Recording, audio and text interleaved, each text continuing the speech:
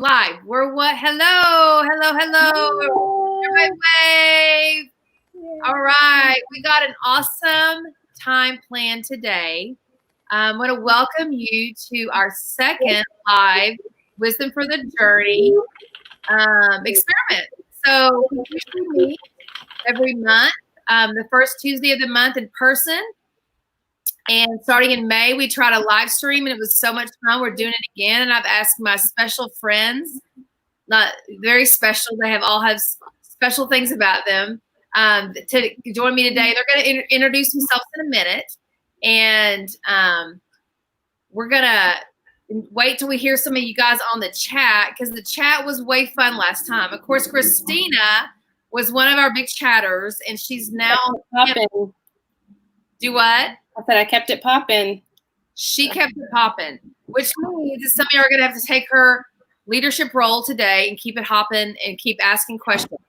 And so we're just excited to have this time with you guys. We've kind of switched a little bit, and so we're going to talk about fun things to do with your kids this summer, and then towards the end, we're going to switch and talk about just some stuff, how we can disciple and love our kids through this season, and talk about racism, talking about ways to be culturally sensitive. And so we are excited about all that God's going to do. And yeah, Becca, do you have anything to say? How's your day going? Good. Just ate a little snack, feeling fed, feeling hydrated. Awesome. I need to probably get a little hydration myself. A little almond snacks, a little dried mango would be nice. If you don't have a water bottle next to you right now, go get one for the hour. It's easy to hydrate while you sit. That's right. Conan's in the room. I could ask Conan to do that for me. So just kidding, Conan. So what I think I'm going to go and do, I don't see anybody on the chat. So people, come on. I know some people. Oh, there are. Sarah Trapp, Valerie. You see some people coming in? Oh my gosh, Sarah Trapp, Valerie. Awesome. Carrie Shepherd. Okay, so I was looking at the private chat, and so I was not on the public chat. Okay. Yeah, welcome, ladies. Yay. Well, welcome, everyone. We're so excited you guys are here. And like I said, you're going to have to take Christina's job. She was awesome at keeping the chat going last time. So we're all, there's Ashley Brush, Nicole Velasca. Yay. So what we're going to go and do, guys, is we're going to go and introduce our panel. And we're going to go start and have some fun. They're each going to introduce their name and how many kids they have and their kids' ages. And then just something funny that's happened during COVID with them or their kids or anything they've heard. But they probably have some personal stories. So I'm going to start with Becca. Becca, why don't you introduce yourself? All right. Hey, I'm Becca Graham. I am mom to Asher, who's 8. Malia is 7. Zion is 6. And Ezra is 4. I practiced that yesterday. And our quarantine has been kind of uneventful, actually. But right before quarantine, our kids' crossing guard was about to retire. So we were talking to our kids about, like, she's retiring, she's getting older, she's ready to move on with her life, you know. And so Zion went up to her on her last day and gave her a big hug and then said, "When are you going to die?" Oh. And she was like, "Honey, I'm sorry, what?" He was like, "When are you going to die?" It was horrible. It was very embarrassing. I, like, ushered him across the street. I was like, "Nothing." He said, "Nothing, goodbye." Very embarrassing. I love that. I love that our kids keep us humble, right? In comments like that. That's so sweet. Okay. Well, Becca, welcome. We're so glad you're here. Faith, why don't you give us a quick hello? All right. So I have 3 boys, and my oldest is Gabriel, and he's 11 years old. And then Luca is 7, and Samuel is 4 years old. I was trying to think of, I know funny things have happened, but I had a hard time coming up with something. But I do remember just recently we had some friends over, and we were eating cupcakes outside, just a party on the driveway. And one of the kids of the friends kept asking if they could play inside.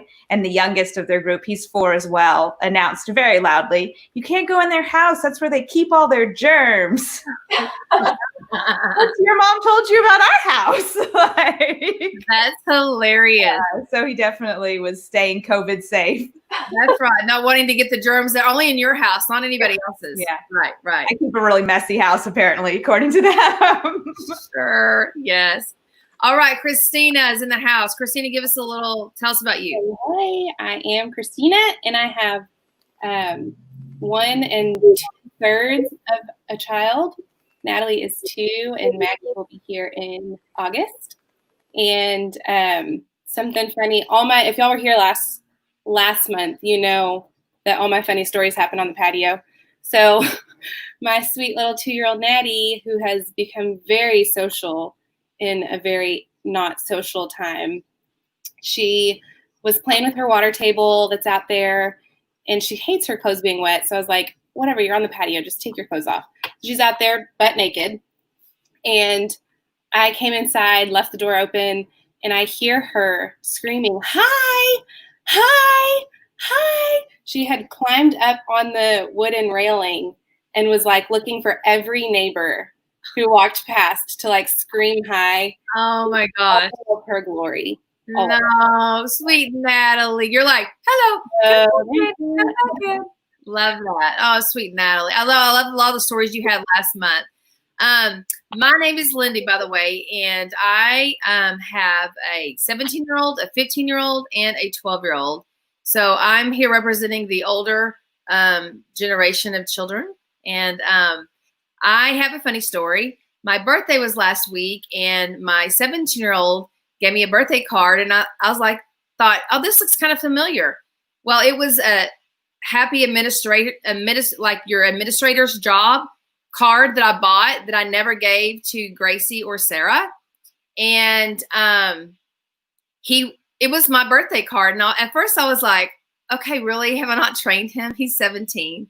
And then I opened it up, and his last line was, "To the best administrator I know." And I'm like, okay, that's true. Okay, it's all right. It's okay that you didn't go give me a card and you found one that I'd bought for someone else and used it.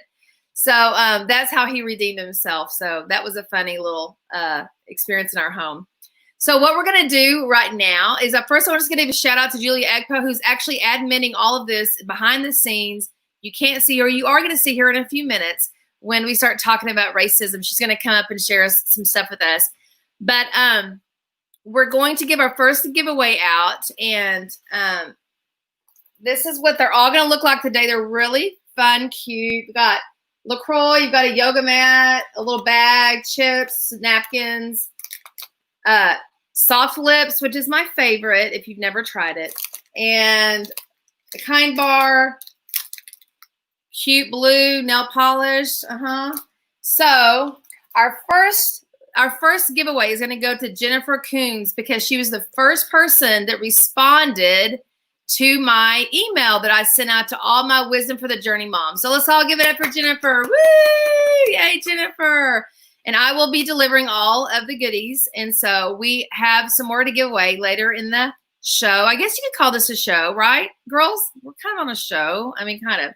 So the first we're going to start off, we're going to spend a few minutes talking about the summer. And so I know it's been hard. Your kids have been home, and you're like, wait, we woke up one day and it's just automatically summer, because it just feels like the same, right? But we're going to give some ideas, and I've asked each of these women specifically. We asked them over a week ago, 2 weeks ago, some of them, about different things they can do to be creative. So we're going to start with Faith. Faith, what are some creative things you've done in COVID with your kids? I know you've done lots of creative things. So maybe share some of those, and then maybe share 1 or 2 ways we can keep our kids' brains active during the summer months, because many of them are already tired of us being their teacher. So they're like, back off. I don't want to do anything else, right? So what are some many ideas you have for us? So one of the things that I definitely enjoyed, and I think my kids did, I hope. I feel like if I get like 1/3 of them enjoying it, it's a win in our house. So, but I took our calendar that we keep on the refrigerator, and I had to clean it all off because there were no baseball games, soccer games. And I just looked up on the internet the silly holidays, and I just went to town. I wrote all the silly holidays. So there's Haiku Day, and we all wrote haikus. Yesterday was Dare Day. So we all wrote out dares during dinner and stuck them in a giant bowl. And after dinner, we got to draw a dare, and you had to do it. So I had a bucket of ice cold water dumped on me. My youngest ate a teaspoon of Cholula hot sauce. Wow. And we laughed so hard. Like I might have had to say, I'm about to pee myself. Stop, because it was hilarious. So yesterday was National Dare Day. So, but I mean, my kids are already asking to do that one again. So that just kind of gives them fun things to look forward to. Friday's National Donut Day. So y'all can get on that one. Friday, my kids will get donuts. So it gives them something to look forward to. And so we'll keep doing that one through the summer because it's kind of easy. I get to pick what goes on the calendar and what we're going to do and how we're going to do it. Something we did last year, which actually I think this was Christina Jones. I think this was your idea. Yeah. The jars. I still have mine. Yes, I did it. No mom guilt. This is just my personality. No mom guilt is that I did the memory one and it said empty on my counter all summer long. I didn't put one memory in it. But go ahead, Faith. I'm so glad that you succeeded. So we did Yes Jar last year, and the kids have been asking for it ever since. So we're doing it again. Although I joked I was going to do a no jar, and I got to pick things that I could say no to.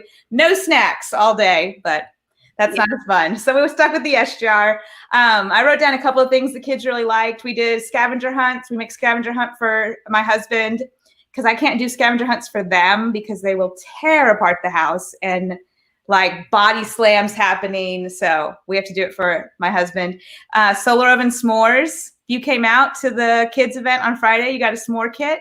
We make them in solar ovens. Look it up on the internet. Super easy. Put it out in the sun. It'll make a s'more. So we'll do that again. Other fun things, just water gun fights, Lego challenge. You know, we put challenges in a box, pick them out, and you got to build that Lego set. We'll do a family talent show. The kids love that. Kid restaurant, the kids cook dinner and we sit down, my husband and I, and they serve us dinner. They get excited about that one. And then different recipes. They love making ice cream in the bag. You know, you shake it up with ice. Salt, clay, we did that. We make clay things. We made little bowls and cups, and the kids have loved playing with that. So those are things that go in the Yes Jar, and they'll get to draw them randomly throughout the summer. Keeps it fun. So I guess you make sure you don't put things in the Yes Jar that you can't deliver, like a trip to Disney World, going to for the whole month of June or something like that. There is some discussion over the Yes Jar because they think they should get to write it and put it in. No, I write it. I put it in. Last year, I actually color coordinated them. So like some things were just 10-minute activities, like time on mom's phone. And that way I could say, pick a 10-minute color versus pick a big one. But this summer we have nothing going on, so I don't care. Draw anything. Love it. I love those ideas. So I have a question just as we're kind of talking about what is one thing y'all are looking forward to or kind of not looking forward to this summer? Like Becca, I know you love your summers. What's one thing you're looking forward to? And it may be different. It's probably different this summer. It may not be, but what's one thing you love about summer? I'm super lucky to be married to a teacher, so he doesn't work during the summer. So that alone, I always look forward to summer, have extra hands on deck on the day-to-day. But we just love taking little day trips to like state parks, and we go explore a lot of the city. It's just fun. I hate having a schedule. I'm sorry if that's offensive to anyone, but I'm super like not type A, and so summer is bliss for me because we can just like feel out each day and figure out what we want to do. Love it. And I just want to say that to all of us, like anybody listening, and y'all know anytime I do anything, a parenting thing, I'm always reminding us there is no comparison. We all are made differently. God has given you your kids specifically because he knows how you're wired. And so I just love it that I can learn stuff from Becca and I can be like, oh my gosh, I want that more. Oh, I want some more of that like Faith. Oh, Christina, yes, those are great ideas. And not make it heavy, but just make it, yes. God has made each of us differently, and we can all learn from one another because there's definitely something of everybody on this panel that I want to take away from, for sure. And so, Christina, what's one thing you're looking forward to in the summer? I am hopefully looking forward to our pool opening. Like I would do my third trimester all summer, just started my third trimester. I'm not due till the end of the summer. So I would really just love to like sit in a pool. Because I love the summer heat. I really do. I know that's an unpopular opinion. I am a fan of it. So I could just like sit outside all day. Okay. But water is preferable. So if you have a pool, invite Christina over. We can Yes. just do a presentation and have her come over. Exactly. So, yes. And I'm looking at the chat. I love it that Sarah Trapp wants Judah to make her dinner. I would like to see him in a chef's hat. Yes, that would be awesome. I would love to see my boys cook me dinner more than a frozen pizza. But okay, we're moving on. Okay, so Becca, I have a couple questions for you. Okay, when I asked Becca to be part of this panel, I loved her response. This is what she said, quote, I said, hey, do you have any advice to give? And she said, give your kids cardboard and let them get so bored that creativity is the only thing to save them. Can you expand on that? I think that is brilliant, and I love that. So expand on that. Yeah, I prefer independent parenting. I'm not a super like in the moment, but I'm always watching. So it's this weird fine line for my kids.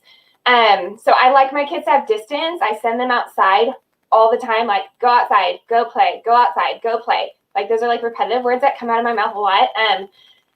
I really enjoy giving them things like cardboard. Like we truly use cardboard. Like any time we order something or there's a box that comes to our house in any way, they all like fight over the cardboard. We just make sure that they take it outside. So you kind of have to have you have to know yourself, be self-aware to figure out what messes you're willing to clean up or to usher your kids to clean up to get them through the process, and what causes anxiety for you. Because if it's not life-giving for you, don't do it.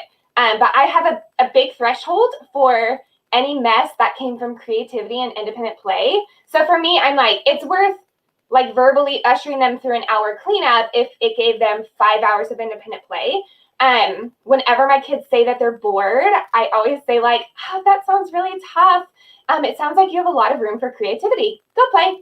So I just have like an automated sentence. I don't let it emotionally rile me up. Sometimes I go on these big like, bored, big rants. But it's better if you can like have phraseology ready and in your head, turn off your feelings, let it flow out of your mouth. Let it flow out of your mouth. And I will say these things over and over. They'll be like, but what am I supposed to do? And I'm like, I don't know, but I know that you're very creative. I trust that you can figure out something to do.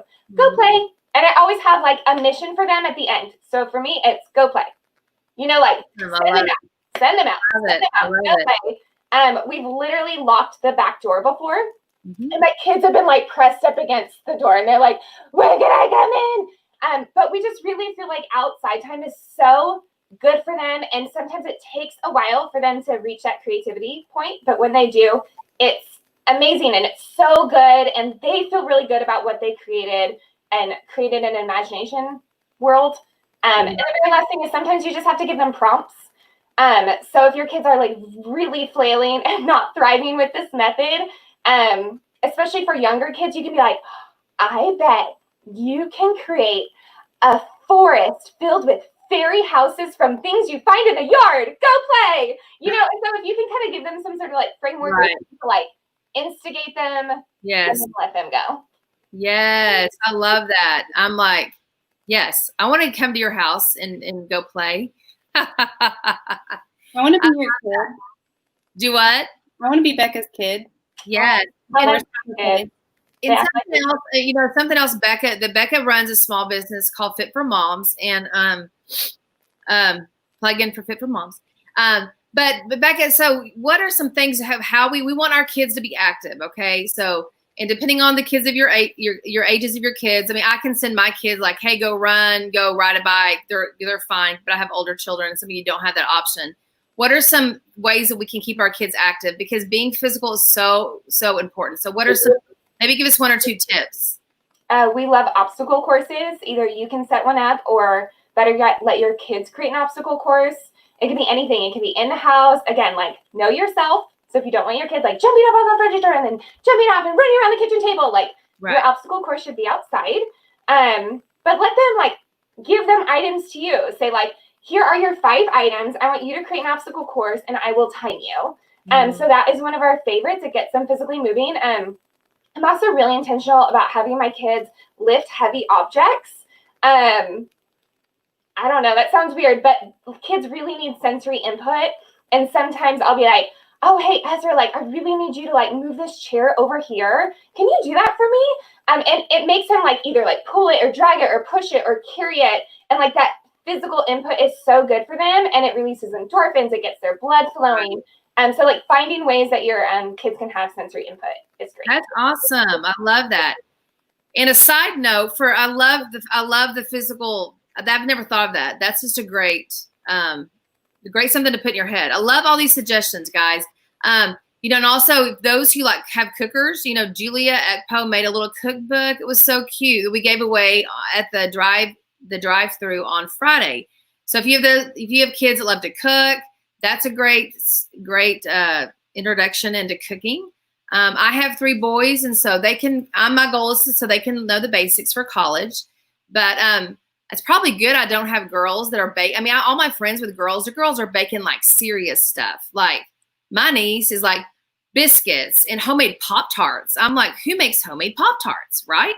So, okay, so we're moving on here. This is a great question. Valerie Nichols says, any apartment tips trying to get kids outside when we can? So that's one reason I asked Christina. Christina, I'm going to let you kind of take over right now and give some ideas. Christina is the mom to one child, which means that Christina is 100% playmate to Natalie. And so, Christina, if you have any suggestions on moms who only have one kid, and she also is in an apartment, and she's pregnant. So any of those you want to address, creativity with preschool, maybe your top idea.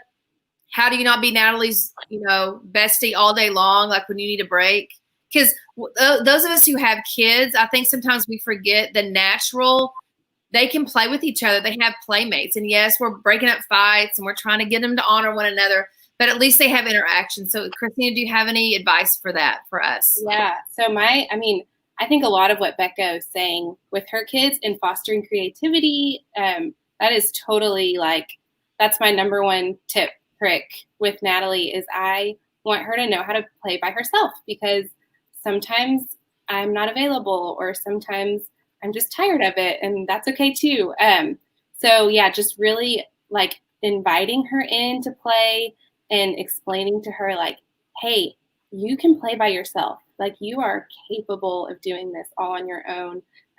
One thing that we really utilize a lot is toy rotation, because if all of Natalie's toys are down, and she's got awesome toys, if they're all down, she cannot function, won't play by herself, can't decide what to play with, whatever. But if I put all her toys up in her closet and she has to ask permission for the blocks or the Legos or whatever before playing with them, then she's more captivated by them for some reason. And huge bonus is that it's easier for her to clean up and it's easier for us to manage. And so we utilize toy rotation a lot. There's tons of helpful tips on how to make that work online. I'm not the first person to ever come up with that, but it has really, really helped us. And then something else is I just try to let her do things by herself, even when it does not look how I want it to look.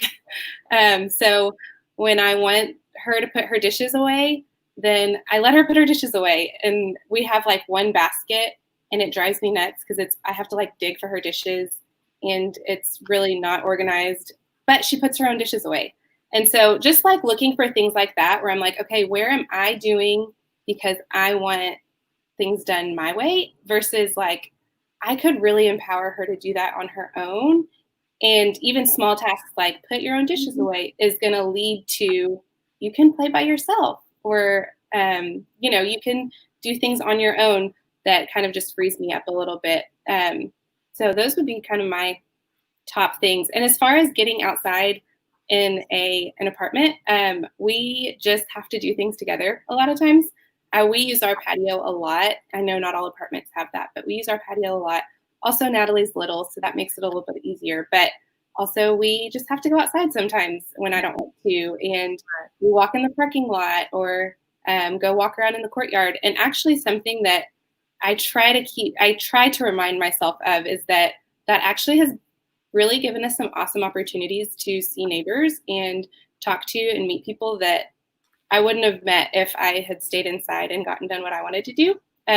So really just trying to pay attention to okay, this is an inconvenient thing for me to have to go outside. I wish so badly we had a backyard that I could just send her out to, but it's an inconvenient thing sometimes, but also there's fruit from it. And so just trying to stay positive and looking for the fruit versus I wish that I could had a little bit easier access to something safe for her to go play by herself. But. Right.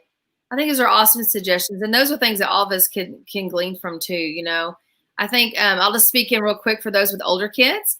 You know, having your kids read during the summer, I think is just a huge. When my kids were y'all's kids' age, we would sit at night and I would read like the Narnia series, or I'd read and like just reading out loud books that they could engage on. And I also did one summer in Hawaii. I did these Pinkston bucks where I got dollar bills and put the kids' faces on them, and it was rewards like, hey, you do certain chores, you collect these bucks, and then and honestly, it lasts for one summer because it's kind of high maintenance. But it was fun for the summer, trying to get them motivated to do chores around the house and feel like there was some incentive to it. And so that was a fun thing that we did. Can I say two more things quickly? One is we use the library app, Libby, to get audiobooks, which is fantastic because I've learned that Natalie sometimes just wants like some audible and some audio noise going on besides music while she plays. And so it makes her come to me often to talk to her and engage with her. But if I turn on a book, it totally satisfies her. And then also I try my very, very best, which it's easier right now because our only TV is in our bedroom and Graydon's working in our bedroom. So that makes it really easy. It's just not an option. But we don't let Natalie watch a lot of TV during the day. Which is especially hard on days where I want someone to entertain her. But in the long run, it has really, really helped her to become her own playmate and to entertain herself instead of looking for other people or things to entertain her. So it's a very hard but very practical thing. Awesome. Yeah, audiobooks are awesome. We've got some love over here. And also we're gonna take a little transition now, but as we're kind of winding up the summer thing, I just want to say we have a couple of documents that Julia is going to try to put on the stream. If not, if you do not get my emails and you want to know about the Wisdom for the Journey, those who've been to one of the gatherings get the emails. But we're going to send all the documents out. We have a document on preschool ideas. We have a document on last summer in May when we all met. We all gave free ideas. There was great ideas. A lot of them may not be available this summer, just to be honest, just because some things are opening up, some things are not. But that document has great ideas. I remember, I think it was Faith and Holly were saying they sometimes exchange kids and go running. One of them, I think Holly, I remember her saying having people over ice cream at their house. Holly Imler, like just, hey, let's come over for ice cream and on the front lawn. You know, I like to do that because sometimes I think if I want somebody over, I'm like, I got to make dinner, got to make dessert, got to clean the house. Versus, hey, just come over and buy Bluebell and let's sit in the lawn. I mean, that's so easy. And so I think those kind of ideas are great. So we're going to make those documents available to you guys. What we're going to do now, we're going to transition. I'm going to go ahead and add, or I'm not going to add, Julia Ekpo and Anda Brown are going to join us right now. And we're going to discuss just ways that we can talk and educate and disciple our children in racism and all the stuff that's going on right now. There's Julia. Everybody say hi to Julia. Hi. And Anda's trying to get on. She just texted me. See, don't you love technology? I can talk to Anda as I'm talking to you guys. But what I'm going to do right now is we're going to wait for Anda. Hope she can join us. But I just want to say that, like, I totally believe that God picked this panel before any of this happened. Each one of these ladies can verify that I asked them to be on this. This has been planned for sure a week, maybe some of them a couple of weeks. But I totally believe that God wants us just to join in with what He's doing right now and talk about this and open the discussion. And each one of these women have a role, and it's not coincidence that I asked them to come on and talk about ways that they're going to create fun in their families for the summer. And each one of them has this little story to tell and a reason why they're passionate about us raising our kids to love people that are different than them in this whole issue going on right now. There's Anda. Okay, Anda, everybody. Hey. Hey. And so I just I asked Anda to join in this morning. That was the last minute, was praying. But yesterday morning as I was praying, I just felt like the Lord was like, no, I want y'all to talk about this and get the discussion started. So what I'm going to do is I'm going to have each one of these women tell again, you have their names, you don't need their names, but tell why they feel passionate about this. And then we're just going to go through some questions and just talk about ways that we can start having our kids love people well. And honestly, was we were meeting beforehand, that's our heart, is that we want to raise a generation that loves people well. And Jesus did that for us, and he wants us to be examples of that in the world today. So I'm going to start with Becca. So Becca, why don't you start, and then we'll do Faith, and then we'll go from there. Yeah, so my number one reason of why I care about this is we have an adopted daughter who is 7, and she is African American. So this is very, very close to our hearts. So thank you, Becca. Okay, Faith.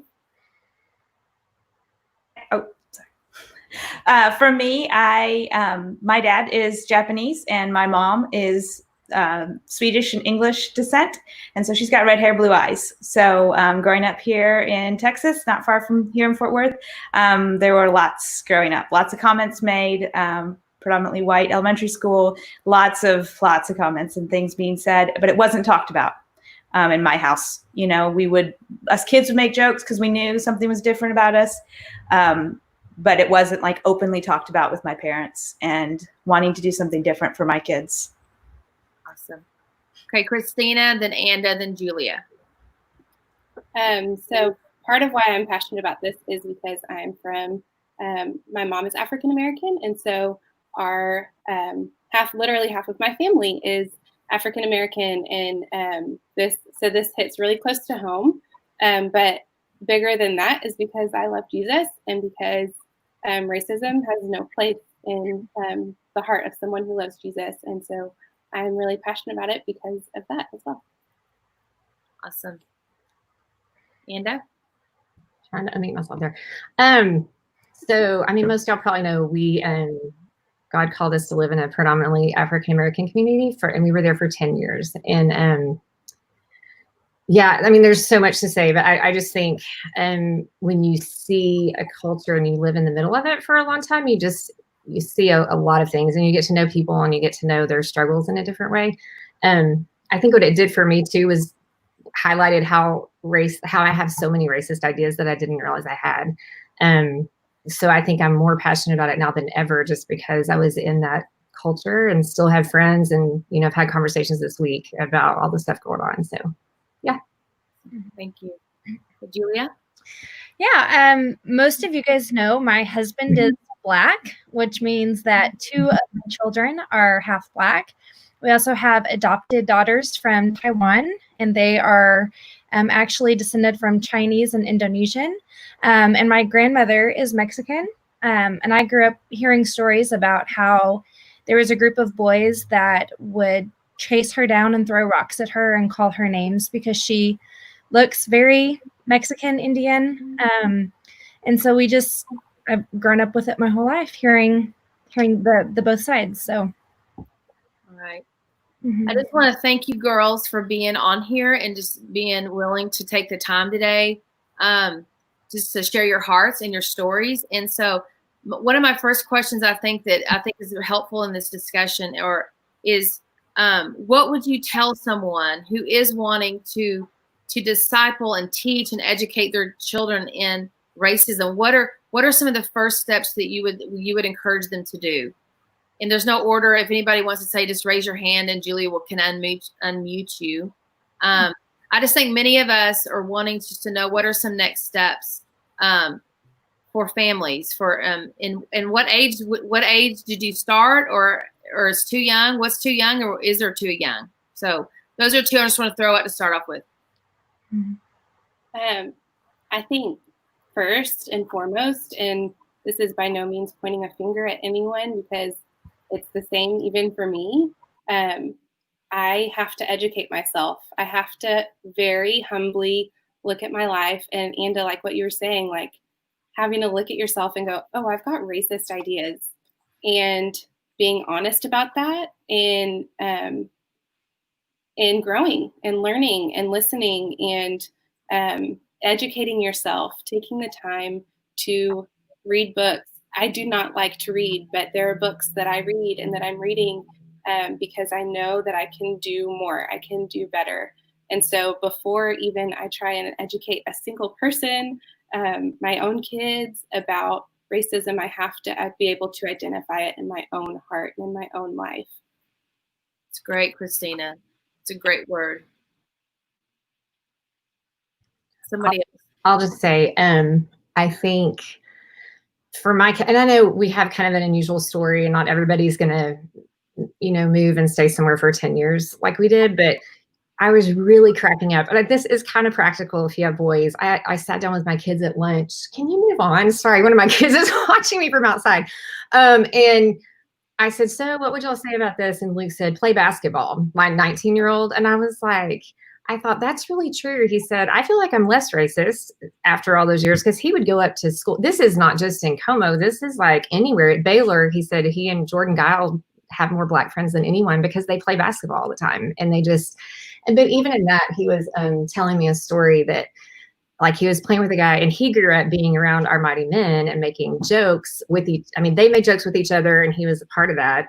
And he made a joke like that to a Black guy who was playing basketball with, who threatened to beat him up. And he got really offended. And Luke was like, yeah, I had to go apologize to him and explain myself, like why I was joking about cocoa butter or something, which was appropriate in the context in our neighborhood with those guys that he knew really well, but not all the time. And I just think like just really being in environments where there are people of color. And that's, for us, that wasn't as hard because we were in it 24/7, but I mean, just being intentional about figuring out how to make that happen.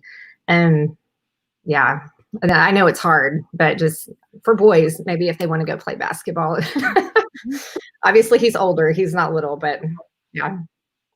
So we've got educate ourselves, make yourself available to where you're actually around people that are different than you. And it sounds so easy to do, but does anybody have any practical ideas on that?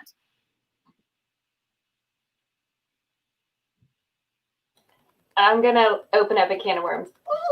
But I think if you can look at your life and say, I don't have any friends of color, like legitimate. I'm not talking like a token Black friend. I'm talking about like actual genuine friendships. And if you look in your life and you're like, that's really missing, especially parents of older kids, to consider where you send your kids to school. So like I saw Aaron Sohn said, my kids going to a really diverse school when they were little made a big difference in how they saw the world. And there's something that we say in Fort Worth, in the Fort Worth ISD world, is there's a lot of white flight in Fort Worth ISD. So that just means like the percentage of white people who live in Fort Worth versus the percentage of white kids who actually go to their local public school. There's a huge difference in that. And so I know that's hard, and I know we feel very like protective about our kids' education, and we want to say like, well, we want to make sure that they have the best education. And so I'm going to, whatever that looks like for you. Everyone has different stories. I'm not saying if you're sending your kids to private school, you're wrong, or if you're homeschooling, you're wrong. I'm just saying that has been a very accepted way of life for the white community, especially in the South, and especially in Fort Worth, is to say, I'm not sending my kid to the neighborhood school. But I would challenge you to say, let's put it on the table. Let's at least say like, what is a way that we can have more exposure and more friends with people of color? And a really practical way is to say, what is it that's keeping us from engaging in our local school system? Right. That's a great point, Becca.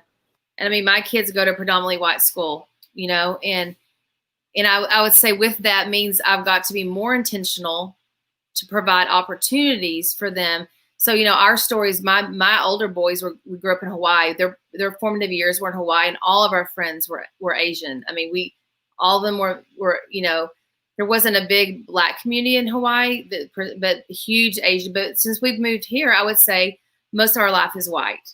Now that doesn't mean we don't have some Black friends at all, but I'm just saying in general. And I mean, this is an area that I'm wanting to grow in and be educated in. I mean, I was even reading the list of books that y'all recommended, and I was like, I haven't read a lot of those books. And so I'm wanting to be a learner in this too, because I love people, and We all want our kids to love people well, no matter what their color or their race or their economic status or their abilities or not abilities, And so I appreciate that, Becca, and I appreciate where Otha works, and he's chosen to work at a school where he's making a difference. And so, love you. Thank you for sharing that. Okay. I just want to jump in and say one more thing. I just think one of the most practical things, and Jamie talks about this, and it's really true, is just like be at the table with people. Randy's already worked out where there's couples, black and white couples coming over at the end of this month. And honestly, we haven't been engaged very much recently. And it's just sitting around the table and having conversations and getting to know people and getting to be friends with people and their kids coming over and hanging out with your kids. I mean, that's not that hard, that it's not a stretch to just sit down and eat food with people. So I was just going to say that. It's great. I love that. Julia, you got any ideas? Yeah. So one thing that Anda had mentioned was, play basketball. Getting involved in community sports teams or arts programs, going into like the cultural district instead of just your neighborhood dance studio is going to be another great way to expose your kids to people outside of your neighborhood or your school system or whatever.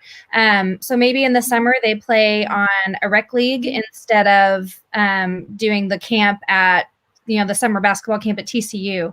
Just a lot of different ways that you can interact with other people, and then encouraging them in following up with those relationships outside of the team or outside of the dance studio. And a big part of that is like you getting to know the moms while they're at practice and inviting them for coffee afterwards, or bringing muffins to share while you're waiting and their kids are dancing or doing their art camp or whatever it is.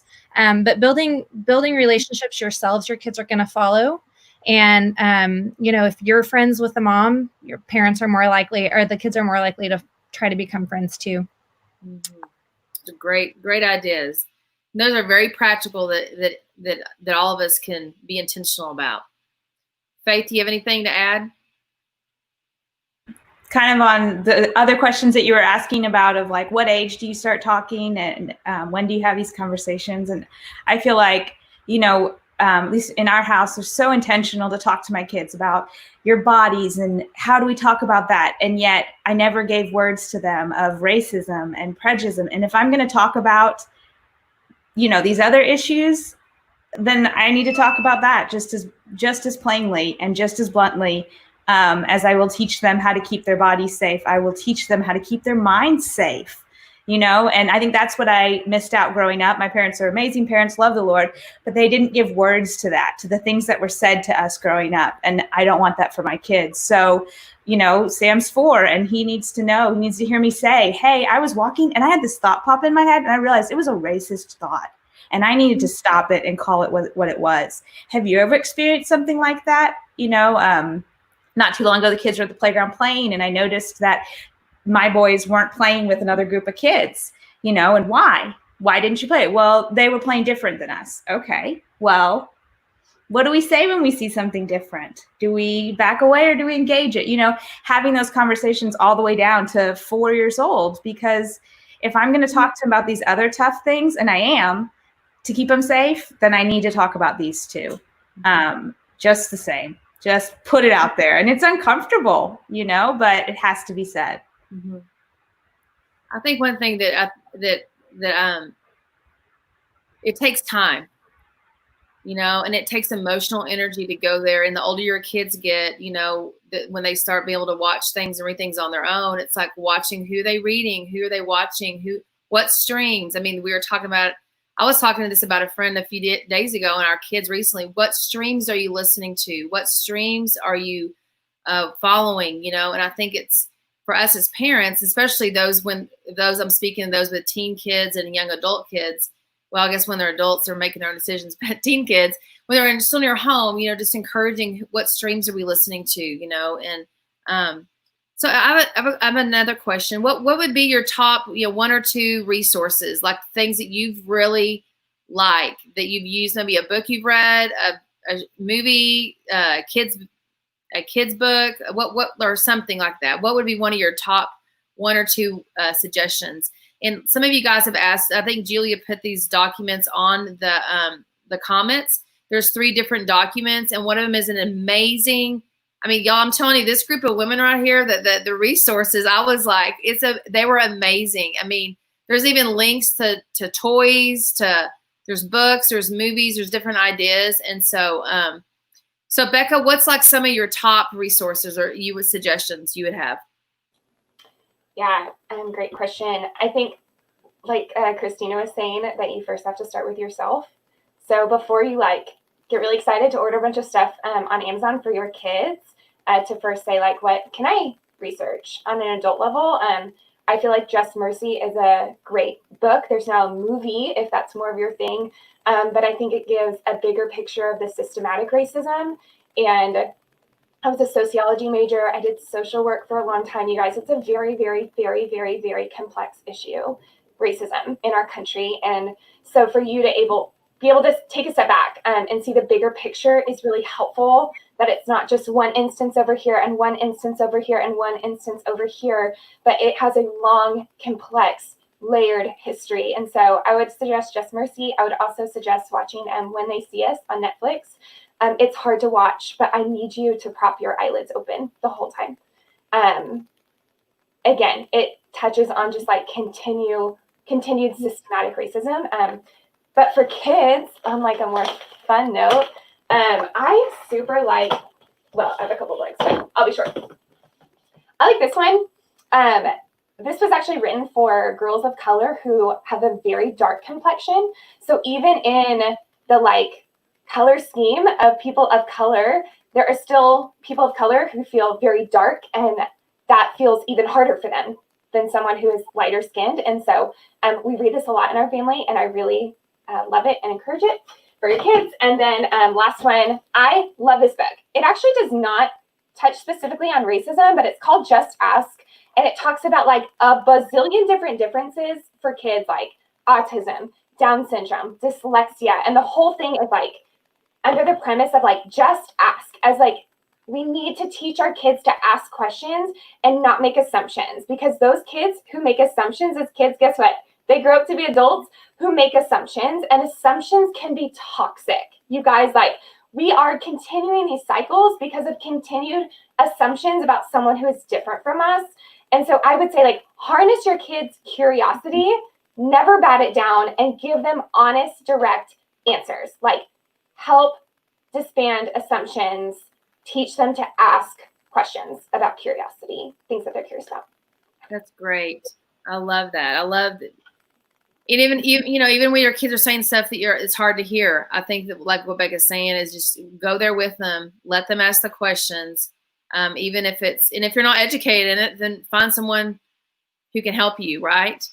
Okay. Any other resources? Everybody just go around. Faith, okay, Julia, go ahead. Yeah, you probably already have some resources in your home that you don't even know about. This is one thing I was telling Lindy when Esther, who is 15 now, when she was about 6 years old, we were reading Pooh's Heffalump book about the elephant when they go hunting for it because they want to capture it because it's scary and different. And Esther was 6, and she said, "Mommy, this book is about Black people. The Heffalump is black. He's purple. He has a big nose. He has yarn hair that looks like dreadlocks. He's scary and different, and they're trying to capture him like slavery." And I remember thinking, we need to go back through all of our books and see what we have that could be interpreted this way so we can use it for great talking points. And so we finished reading the book and talked about how, what did they find out at the end? Was the Heffalump actually scary? Was he actually bad because he looked different? No. And they're all friends because we can be friends with people that are different from us. And so even just looking through your own resources and books that you already have and trying to have open eyes for how it could be interpreted, or by not just your kids, but by other kids, what subliminal messages can be buried in there that you can really flesh out with your family. Great. It's a great, perfect example. Sweet Esther. All right. Anda, do you have any research? Or Christina, go ahead. Yeah, I'll just share, for me, with Natalie being so young, this is something that I've been aware of and wanting to help her with since even before she was born. And just my number one way of talking about this and making this like available to her to ask questions is just by having things in our house, things and toys and books and our movies in our house that have people that look differently than her. And so we have like little action figures that are different colors, or, you know, ones that have different disabilities, or ones that are in wheelchairs or whatever. Not because I personally know someone that's in a wheelchair that I think we're going to have to talk about, but because I know someday we're going to be out and she's going to be curious about someone in a wheelchair. And I don't want that to be the first time we've ever had a conversation like that. And so we just try and represent people in all kinds of differences in our toys, in our books, in our movies. And it's not like we don't ever watch anything that has like a white person as the key or what the key figure or whatever, but we do intentionally look for the things, the books, the toys, the movies that have people of color as the key figure, because there's so much more than just a supporting actor in the background. They are also doctors and lawyers and key important figures in our community. And I want her to have, when we're entertaining ourselves, I want the entertainment to be what's true and right of the world around us. And so that is my number one source. My number one tip would be look for things that have people differently. And you do have to look hard for them sometimes. Thankfully, we have a fantastic resource list that's going to be a great starting point. But I think that's so, so important. And already Natalie like asks in books, like she recognizes when people look differently than her and she asks about it. And that's fine with me. And we talk about it and we don't silence it because we don't think it's bad or weird. We just recognize that it's different and talk about it and move on. So good. It's good. Yeah, I was just gonna say, like Christina talking about toys and all that. My almost 23-year-old daughter, I just think that the advantage now is that there's so much more of that available. Because I just think about my oldest daughter when she was little, there really wasn't, and it was really weird if you bought anything like that. And Piper got more of that kind of thing just because it started becoming more available. So I just think it really is the positive thing about all that is that a lot more of it is becoming available. I was just going to say, movies, I think about racism a lot of times for younger kids are hard. I mean, it's hard to find ones that they're going to be able to handle or you think is appropriate. And my kids I read Just Mercy, and then all of my kids watched the movie. Randy took her out in the electrocution scene just because it was emotionally intense. But I think you just have to know your kid and know what they can handle. But one that I think is good for kids, and we did let ours watch pretty young, is Ruby Bridges. And I think it's from 1998. But I think it's so good because they can put themselves in her position. I mean, she's a little kid and she's having to go to school every day. And I think they're just able to identify with that in a different way than maybe they could in a movie about, you know, guys on death row. So that was one of my favorite movies that my kids watched. And there are so many books. And I mean, I read through that list a while ago. There's a ton on there. One of my, I love Just Mercy. I'm going to just agree with that. And I'm currently reading a book called White Fragility, which I have to read through it really slowly because it's so convicting. I'm actually taking tons of notes just because I'm going, oh my gosh, this is so true. She's putting words on thoughts that I kind of knew I had, but wasn't aware of. So I would highly recommend that. And also, I just think biography and autobiography is so valuable. Even on Netflix right now, Michelle Obama's book Becoming is kind of long, but there's an hour-and-a-half little documentary on Netflix, and it's just good to see into her life and hear her history and Barack Obama's history and see her daughters and, you know, somebody of a different color. And another random book, which I don't know, probably most people haven't heard of, but it's beautifully written and just so powerful. Probably not for your younger kids, but it's called Black Boy by Richard Wright. It's older. I don't even remember when he was alive, but really powerful. And just I really believe in the power of story. And just when you get in somebody else's story, it's going to change how you see people and see the world. So that's a few of my favorites. That's awesome. And is a big reader. Those who don't know Anda very well. So I'm I love all the recommendations. I'm reading Just Mercy right now, and it's hard. I've been but I want to read it before I watch the movie, because sometimes you watch a movie, it changes the way you read it. So, Faith, do you have any resources?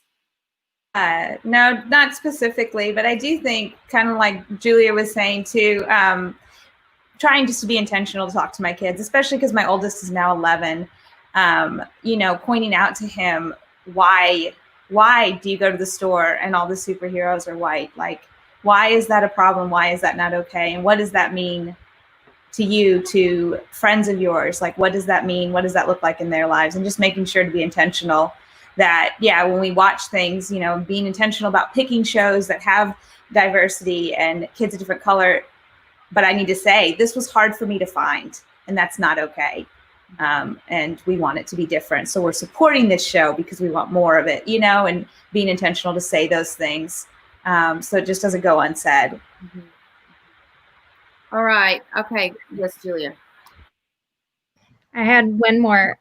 We try to make sure that our healthcare providers and the people that we interact with on a professional level are people that are different from us. So our family's eye doctor is from Asia, and so he looks like them and he talks to them. And we've gone to dentists with it. Everyone that works there is a different color. And we purposely seek out healthcare providers and hairstylists that are different from us, because I want my girls to see people in good, solid professions that look like them. And I want Micah and Esther to see biracial and Black men and women that are successful. And it's just really important that we all see that anybody can be a doctor, anybody can be a lawyer, anybody can be a dentist, and not just what we see on television that's reflected, as the norm, which is not what it should be. So we work really hard to find people like that and make them our primary source of provider. I think something practical too that I think one of you guys put on the resource, and I heard this spoken from Clarence, who's the Antioch pastor in Norman, and he's Black, and he talks about how choose where you go to grocery store, choose what grocery store, be intentional to go to grocery stores where there's going to be color and going to be people different than you, and take your kids there. And I know so many times we want a great shopping experience, we want the nicest grocery store, and I mean, hey, I love Trader Joe's too. I'm just saying. I mean, just be intentional. I think in one of the things I think Christina had said about in bringing your kids, just to keep exposing them and befriending people that are different than you. And I think that's just important in this conversation. I do want to be sensitive to our time. We've got about 3 minutes left. Does anybody have, one more thing they want to say? And then I'm going to have Becca pray for us. Yes, Christina. We have Becca pray for us. And then I have an awesome giveaway that I have to give away just because who doesn't want to give away, right? So, Christina, yes. Well, just real quick, I know that there are probably some people watching that are like, that sounds awesome. I don't have the money for any of that. I feel you. Like, this is not like we got a list of resources and we bought everything on the list at one time. There are so many free resources, and it's also not about for you can still talk to your kids about racism. Every box of crayons comes with a black and brown crayon. Like, coloring colors some of the people different colors like that. Those kinds of things stick out to your kids. You don't have to have all the perfectly beautiful books with brown people and all the toys and all the things. It's a process. Look, like what Julia was saying, look for what you have around your house that can kind of open these conversations before you have the availability to buy all the things. And that's okay too. Can I just add one more thing, just a practical way to just be in a different environment than yours? Medea's restaurant is down kind of where we live, kind of southeast Fort Worth. It's just soul food, and you will be in the minority, but it's great. I mean, just go in there and it just exposes you to a different culture and being around people that are different. All right, Becca, you want to pray for us? And then I'm going to have one quick word and then a giveaway, and then will sadly be done. This has been a blessing, guys. Rebecca, why don't you go ahead and pray? Okay, cool. God, thank you for time to be together, and we thank you for continuing to open up our eyes to your heart and to the world that you intended when you first made it. And so we ask for forgiveness in all the ways that we have gone against that, whether in our hearts or our minds or actions. God, we ask for forgiveness from you and from people we've hurt. And then we go out, and I pray that you would give us courage to ask more questions and courage to receive answers, and that you would just give us insight in ways that you haven't before.